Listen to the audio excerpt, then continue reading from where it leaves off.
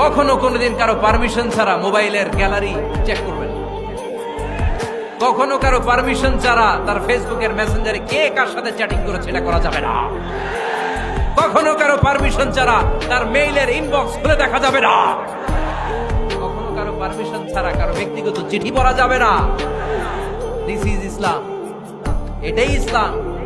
আমরা ইসলামকে শুধু নামাজ আর রোজা আর জিকির আর এই দাড়ির মধ্যে সীমাবদ্ধ করেছি। প্রত্যেকের একটা প্রাইভেসি আছে না নাই? Everyone has privacy and no one should interfere in his privacy or in her privacy. প্রত্যেকের একটা প্রাইভেসি আছে না নাই? মানুষ ছোট হলেও তার একটা সম্মান আছে না নাই? এজন্য ছোট্ট বাচ্চাদেরকে কখনো প্যান্ট খুলতে বলবেন না। অনেকে বলে আরে ছোট মানুষ খোল খোল, আরে তুই খোল, এই খোল খোল খোল তো, আছে না নাই? ওরও প্রেস্টিজ আছে, ওরও সম্মান আছে।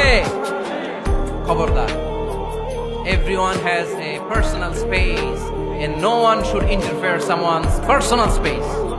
কারণ পার্সোনাল স্পেসে যেন আমরা নাক না গলাই। অনেকের বদস্বভাব ফ্যামিলি ম্যাটার নিয়ে, প্রাইভেট ম্যাটার নিয়ে কথা বলে। ভাই কি চাকরি করেন?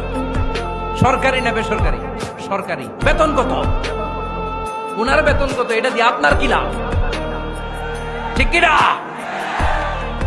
মানুষ একটা দেখলে ভাই বয়স কত, ভাই বেতন কত, ফার্স্ট ইমপ্রেশনে, ফার্স্ট যখন আপনি কারোর সাথে দেখা করবেন বেতন কত, বয়স কত, এগুলো জিজ্ঞেস করা যাবে? কেউ যখন কারো ঘনিষ্ঠ হয়, বন্ধুতে রূপান্তরিত হয়, তখন এই কথাগুলো। শুরুতেই প্রাইভেট ম্যাটার নিয়ে, পার্সোনাল ম্যাটার নিয়ে খোঁচাখুচি করা যাবে